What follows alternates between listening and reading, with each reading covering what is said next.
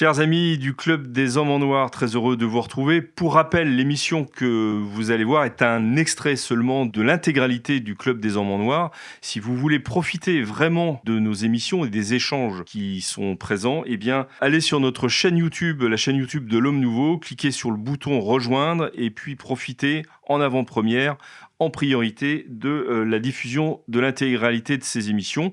Sinon, vous pouvez également aller sur le site de l'Homme Nouveau, renseigner votre adresse courriel pour être prévenu de la diffusion de ces émissions du Club des Hommes en Noir.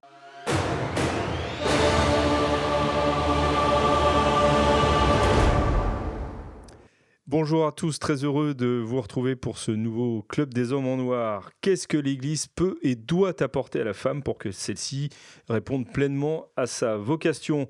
C'est la question qui a été posée au Club des Hommes en Noir par une fidèle et aussi exigeante visionneuse de cette émission et à laquelle vont essayer de répondre mes invités de ce jour. Alors il y a principalement des hommes, mais exceptionnellement je me tourne vers... l'invité adéquate pour cette émission, si je puis dire. Hommes en noir, donc déjà, mais qui n'est pas en noir. Jeanne Smith, bonjour Jeanne, bonjour merci Philippe, de... Bonjour chers clubistes, comme dit l'abbé Cellier. Comme dit l'abbé Cellier, qui trouve toujours les termes pour résumer les choses. À côté de vous, ma chère Jeanne, eh bien, le père Thomas. Bonjour mon père, merci d'être présent. À ma droite, l'abbé Grégoire Cellier. Bonjour Maître Maxence et bonjour à tous les clubistes. Et je note que clubiste est un mot épicène, donc qui s'adresse et aux hommes et aux femmes. Très bien, voilà. On en apprend tous les jours, c'est parfait. Mais Maître Maxence, c'est très bien aussi. Essayez de bien l'imposer pendant cette saison. Et puis également parmi nous, avec nous, l'abbé Marguerite Fucci. Monsieur l'abbé, bonjour. Bonjour Philippe et bonjour à tous. Moi, j'espère que vous allez tous très très bien parce que c'est un sujet... un peu difficile en ces temps de féminisme que de parler de la femme. Donc celle qui pose la question nous a envoyé un très très long message, donc que je vais pas redonner ici. Alors un message qui s'appuie à la fois sur l'histoire de sa propre famille et également sur des constats qu'elle a pu faire que elle trouve peu d'exemples dans l'Église actuelle de réponses de réponse d'aliments en tous les cas pour encourager les femmes à être pleinement femmes et regrette ce silence de l'Église. Des mères de famille, je crois. Alors elle est même grand-mère, donc mère de famille, et j'allais dire grand-mère de famille si le terme peut se poser. Je vous ai vu faire les grimaces, Jeanne, donc... Non, si, la grimace. Pas du tout. Si, la grimace. Non, pas du tout. Il me semble quand même que l'Église répond peut-être plus qu'à d'autres époques à cette question. Justement, d'une part, il y a quand même de grandes saintes dans tous les domaines des saintes contemporaines qui sont des exemples, et que ça va de Zélie Martin à Mère Teresa pour parler des plus récentes, Sœur Élisabeth de la Trinité pour parler d'une mystique. Il me semble que nos derniers siècles sont particulièrement riches dans ce domaine. Et puis, pour les jeunes fiancés, par exemple, je crois qu'il n'y a jamais eu autant de préparation au mariage. Ceux qui sont convaincus, on n'est plus comme la semaine dernière dans le domaine de l'évangélisation, mais on se demande finalement comment les femmes peuvent accomplir leur mission pleinement, c'est-à-dire catholiquement. Il y a beaucoup de moyens de le faire, mais il me semble que justement l'Église offre des ressources qu'elle offrait peut-être moins. Oui, mais est-ce que si vous prenez cet exemple, l'exemple de Zélie Martin, qui est un très bel exemple, mais est-ce qu'il est adéquat, adapté en tous les cas à la vie que les femmes vivent aujourd'hui? L'époque est quand même très différente. Oui, on dit bien sûr, mais c'était une femme qui travaillait, c'était une femme qui avait une entreprise, qui avait de nombreux enfants, qui échangeait avec ses amis comme les blogueuses d'aujourd'hui. Enfin, elle a quelque chose de très contemporain, Zélie Martin. Zélie Martin, blogueuse d'hier, quoi, en fait. Oui. Monsieur l'abbé Cellier, vous... Alors, d'abord, je voudrais dire que l'Église ne peut pas tout et ne fait pas tout. Eh ben, c'est bien dommage. Voilà, elle fait déjà beaucoup, mais c'est d'abord et avant tout à la société humaine de s'occuper effectivement du développement des personnes, etc. L'Église apporte, je dirais, le côté surnaturel, mais prolonge, approfondit, etc. Mais d'une difficulté actuelle, c'est que la société humaine est en train de s'effondrer et que l'Église doit suppléer dans tellement de domaines qu'il y a un moment où on n'en peut plus.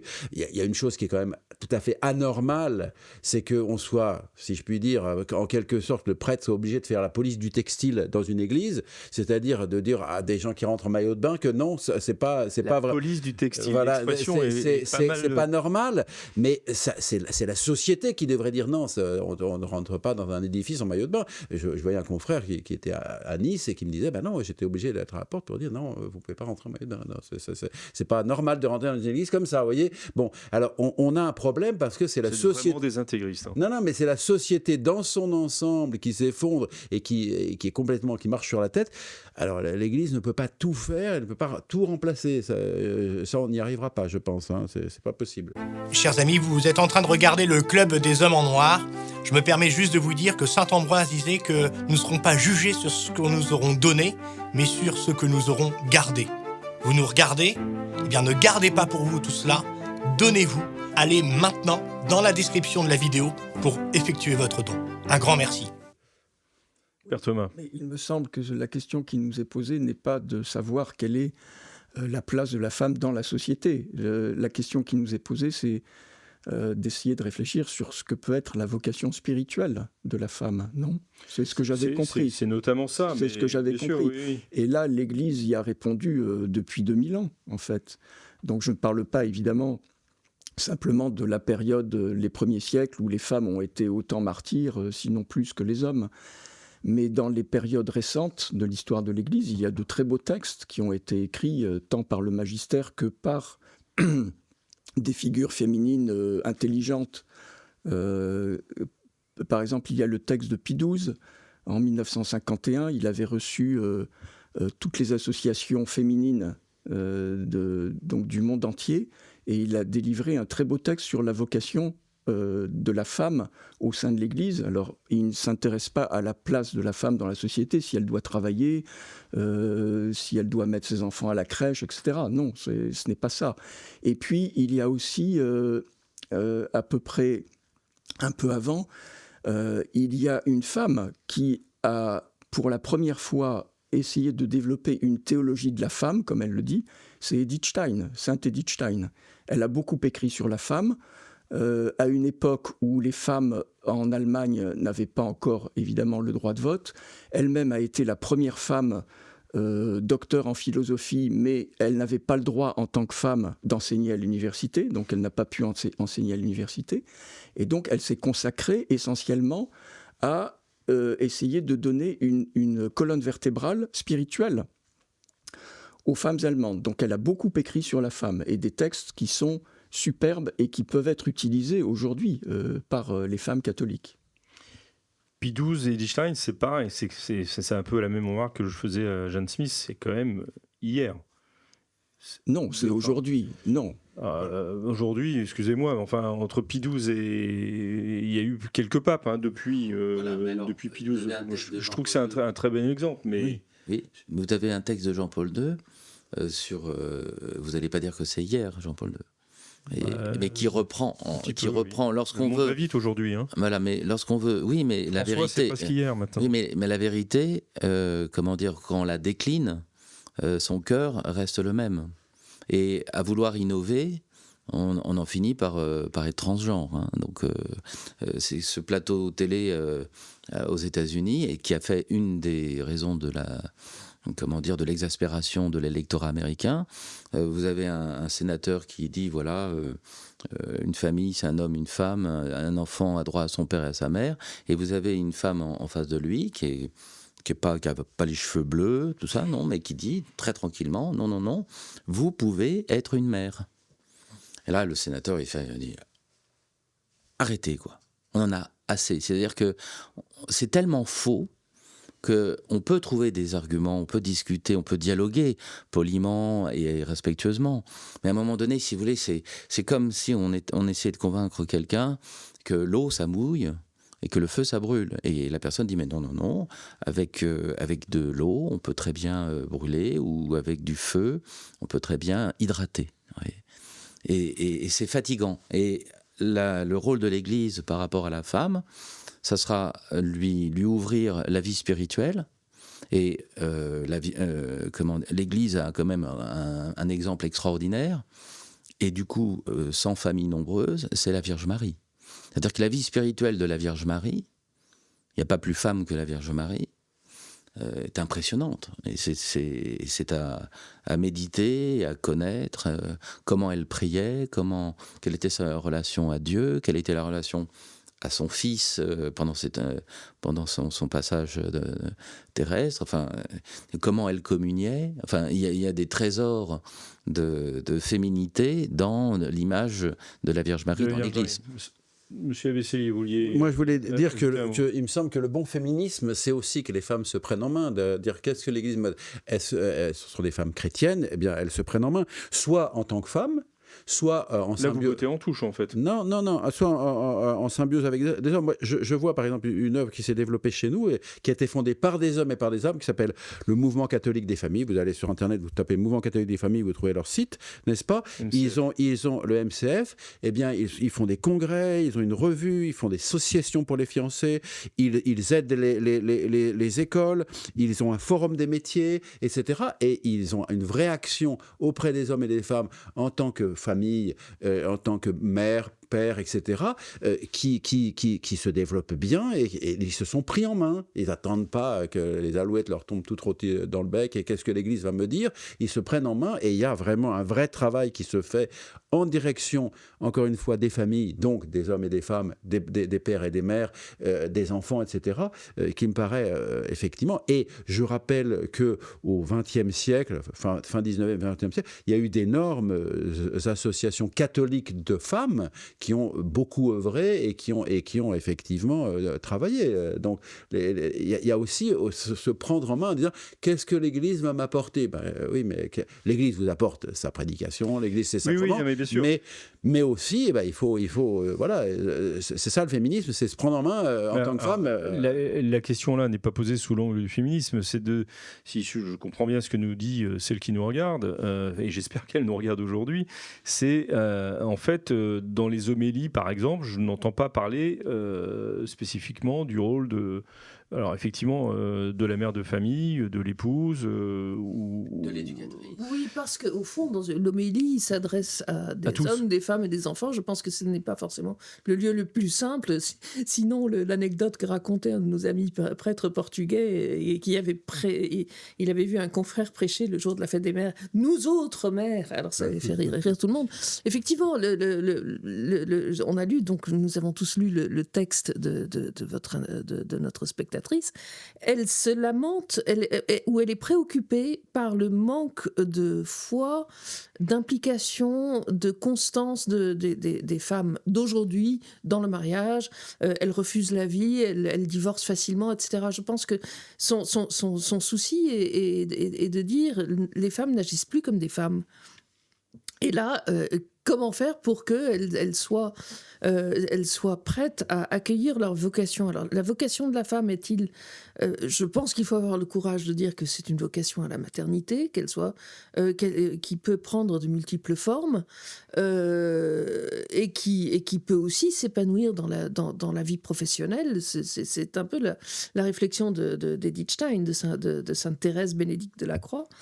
Il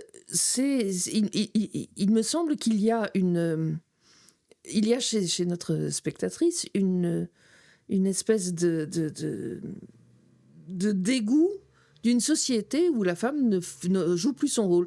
Mais il me semble qu'on ne peut pas distinguer entre les hommes et les femmes à cet égard. Quand les hommes sont défaillants, les femmes le sont aussi. Quand les femmes sont défaillantes, c'est plus difficile pour les hommes. Je n'apprécie pas cette façon de couper le monde en deux, finalement. entre hommes et femmes. Il y a une collaboration qui doit se faire. Et pour ce qui est de la stabilité de la famille et de l'ouverture à la vie... Mais pour que la collaboration puisse se faire, il faut qu'il y ait une reconnaissance des spécificités. Reconnaissance des spécificités, compréhension que la vie, que l'amour est un sacrifice, il l'est toujours, et compréhension de tout ce que le domaine familial apporte comme récompense et comme grandeur. Je crois qu'il faut tenir tous les bouts de la chaîne. Chers amis, vous êtes de plus en plus nombreux à regarder les vidéos du Club des Hommes en Noir, et cela nous touche énormément. Mais savez-vous que la plupart des gens qui regardent nos vidéos ne sont pas abonnés à la chaîne de l'Homme Nouveau, et ça change tout. Parce que plus d'abonnés, ça veut dire plus de visibilité, et donc plus de contenu à vous proposer.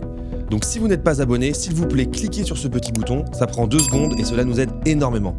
Bonne vidéo. Vous voyez, dans la vie religieuse, la femme reste femme, elle a une fécondité maternelle, enfin dans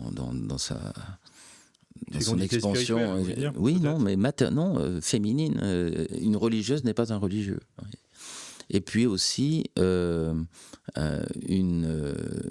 comment dire, et là bon c'est un peu plus moderne, mais ce n'est pas moderne. Oui, la religieuse est épouse aussi. Elle a une relation comment dire, à Dieu et au Christ bien entendu, qui est une relation qui est féminine. Un religieux, un prêtre n'aura pas, si vous voulez, alors ce sont des expressions qui sont modernes, l'amour sponsal, tout ce qu'on veut, tout ça, mais il y a dans la vie de l'Église, et ce que l'Église a à dire aux femmes et aux hommes, il y a un profond respect du réel. La femme reste femme, et on la transforme pas en garçonne, on ne lui retire pas sa particularité, son tempérament féminin, son tempérament maternel, qu'on le veuille ou non, pour dire des idées reçues.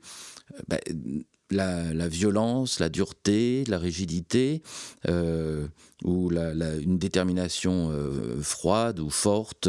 Vous avez peu de femmes dans l'armée. Et quand vous avez une guerre de tranchées, vous avez peu de femmes qui rentrent dans l'armée. Et les infirmières, beaucoup de personnes auprès des malades sont des femmes. La patience féminine, la patience qu'on trouve dans la mère vis-à-vis de ses enfants, qui va être dans le temps, alors que le mari, qui a son rôle, vous avez plein de livres sur l'éducation, aussi le rôle du père, mais un père est moins... alors vous dites, mais vous dites des idées reçues, ça n'a pas de valeur. Mais les pères ne sont pas là à avoir cette belle patience qu'ont les mères. Ils seront plus rapides, ils seront plus directifs. Oh, mais c'est des idées reçues. Oui, mais à la fin, c'est bien ce qu'on constate. Voyez, quand le soin des malades, le fait d'être, un homme sera peut-être, des idées reçues, plus brutal avec un malade, plus rapide. Les femmes peuvent être plus douces, plus maternelles. Et les institutrices, si vous voulez, il y a des instituteurs. Mais force est de constater que beaucoup d'enseignants sont des femmes et qu'il y a une véritable patience chez les institutrices de cours préparatoires pour apprendre à lire, écrire, compter. Alors, c'est un exemple qui vous semble... on va avoir des problèmes avec Sandrine Rousseau, là, oui, voilà. Si jamais elle entend cette émission.